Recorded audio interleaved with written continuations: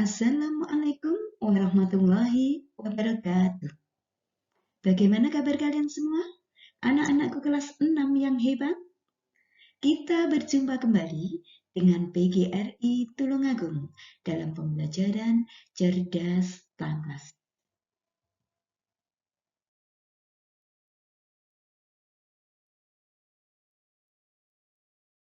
Kali ini kita akan membahas tema 4, globalisasi, subtema 1, globalisasi di sekitarku, penilaian harian. Ayo disiapkan buku cerdas tangkasnya. Yang pertama, muatan PPKN KD 3.3. Ayo mengerjakan soal-soal berikut ini dengan benar. Soal nomor 1. Pak Saputra berprofesi sebagai pengrajin marmer. Marmer karyanya banyak diminati oleh orang luar kota hingga mancanegara. Sebagai tetangganya, sikap kalian sebaiknya adalah A. Membandingkan dengan karya orang lain. B. Menunjukkan karya-karya yang lainnya. C. Ikut membeli dan bangga terhadap karyanya. D. Berpura-pura tidak tahu akan karya-karyanya. Jawaban yang betul adalah C. Ikut membeli dan bangga terhadap karyanya. Soal nomor 2. Kemajuan teknologi akan dapat meningkatkan jumlah titik-titik suatu industri. Meningkatkan jumlah produksi. 3. Mengkonsumsi hasil tangkapan laut. Saya ulang, mengkonsumsi hasil tangkapan laut dalam negeri dapat mengangkat hasil perikanan, sehingga secara tidak langsung dapat membantu menyejahterakan ekonomi nelayan. 4. Meskipun memiliki keberagaman mata pencaharian, untuk menjaga kerukunan, maka kita harus saling menghormati atau menghargai. 5. Apa saja faktor yang menyebabkan di Indonesia terjadi keberagaman kegiatan ekonomi? Yang menyebabkan terjadinya keberagaman kegiatan ekonomi antara lain perbedaan pendidikan manusianya, daerah tempat tinggalnya, tingkat keterampilan dan kemampuannya. Selanjutnya, muatan bahasa Indonesia KD 3.2. Ayo mengerjakan soal-soal berikut ini dengan benar. Soal nomor 6. Yang merupakan struktur teks eksplanasi adalah A. Topik masalah, deret masalah, dan interpretasi. B. Pernyataan umum, deret penjelas, dan simpulan. C. Pernyataan umum, simpulan, dan interpretasi. D. Topik masalah, deret penjelas, dan penjelasan umum. Jawaban yang betul adalah B.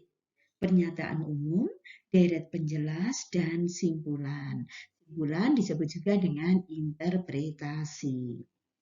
Soal nomor 7. Teks eksplanasi menunjukkan adanya pola sebab akibat. 8. Bagian teks eksplanasi yang berisi urutan uraian atau penjelasan tentang peristiwa yang terjadi disebut deret penjelas. 4. Ketika baling-baling diputar, generator ikut berputar. Generator memanfaatkan perputaran turbin untuk memutar kumparan magnet di dalam generator. Perputaran magnet membuat pergerakan elektron yang membangkitkan timbulnya arus listrik AC. Paragraf tersebut membahas tentang cara kerja generator. 10. Jelaskan sifat informasi dalam teks eksplanasi. Sifat informasi dalam teks eksplanasi adalah 1. Faktual, merupakan kenyataan. 2. menunjukkan adanya pola sebab akibat. Dan yang ketiga, merupakan suatu fenomena alam atau sosial. Selanjutnya, muatan IPA KD 3.6. Ayo mengerjakan soal-soal berikut ini dengan benar. Soal nomor 11. Perhatikan ciri-ciri sumber energi listrik berikut. 1. Dapat mengubah energi gerak menjadi energi listrik. 2. Terbuat dari magnet dan kumparan. 3. Sebagai sumber energi lampu sepeda. Sesuai dengan ciri-ciri tersebut, sumber energi listrik yang dimaksud adalah A. Generator, B. Dinamo, C. Akumulator, D. Baterai. Jawaban yang betul adalah B. Dinamo. 12. Energi listrik disalurkan melalui titik-titik ke rumah warga yang berlangganan. Disalurkan melalui gardu distribusi. 13. Pada PLTA, pemanfaatan energi titik-titik pada air. Pada PLTA, memanfaatkan energi titik-titik pada air. Memanfaatkan energi gerak pada air. Nomor 4. Pembangkit listrik tenaga geotermal menghasilkan listrik dari tenaga panas bumi. 5. Apa fungsi gardu induk dalam proses penyaluran listrik? Fungsi dari gardu induk adalah menyalurkan energi listrik ke gardu distribusi. Jadi, gardu induk menyalurkan energi listrik ke gardu distribusi, sedangkan gardu distribusi menyalurkan energi listrik ke warga yang berlangganan. Selanjutnya, muatan IPS KD 3.3. Ayo mengerjakan soal-soal berikut ini dengan benar. Soal nomor 16.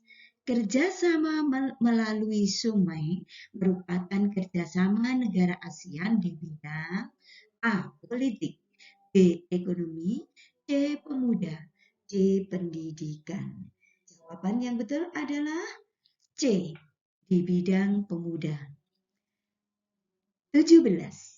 Kemudahan orang untuk saling berbicara melalui telepon, walaupun dipisahkan jarak, merupakan ciri-ciri globalisasi di bidang komunikasi. 18. Salah satu kerjasama antar negara ASEAN dalam bidang pendidikan yaitu melakukan titik-titik pelajar antar negara. Melakukan pertukaran. 19. Olahraga yang diikuti Indonesia tingkat ASEAN adalah Piala AFF yang merupakan kompetisi pada cabang olahraga sepak bola. 20. Apa saja peran aktif Indonesia dalam kerjasama sosial budaya di tingkat ASEAN? Beberapa peran Indonesia dalam aspek sosial budaya di tingkat ASEAN yaitu penanganan narkoba dan solusinya, penanggulangan dampak bencana alam, perlindungan terhadap difabel, serta acara serta acara-acara yang diadakan untuk mewujudkan kesejahteraan sosial, pertukaran pelajar antar negara-negara ASEAN.